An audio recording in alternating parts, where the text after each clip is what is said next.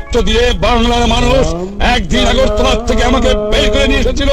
আমি ওয়াদা করতে পারি তোমাদের কাছে এই শহীদ দিবসে আল্লাহর নামে আমার রক্ত দিয়ে তোমাদের রক্তে দান আমি নিশ্চয়ই শোধ করতে চেষ্টা করব।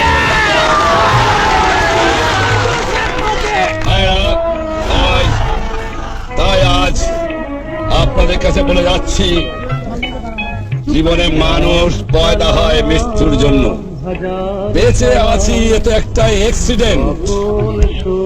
আজ ঘুরছি, কালও মরে যেতে পারি। যারা মরে গেছে তারা পথ দেখিয়ে গেছেন, যারা শহীদ হবেন তারা পথ দেখিয়ে যাবেন। ভবিষ্যৎ বংশধর তারা বুক উঁচু করে দাঁড়িয়ে দুনিয়ার সঙ্গে বলতে পারবে, আমি বাঙালি, আমি মানুষ, আমার স্বাধিকার আছে, আমার অধিকার আছে। কারণ ভাষার জন্য জীবন দিয়েছে এই ইতিহাস খুঁজে পাওয়া যায় না আমার বাংলার মাটিতে ছাড়া। এই আন্দোলনের সঙ্গে আমিও জড়িত ছিলাম। 1948 সালের 11 মার্চ তারিখে আমি গ্রেপ্তার হয়ে জেলে যাই।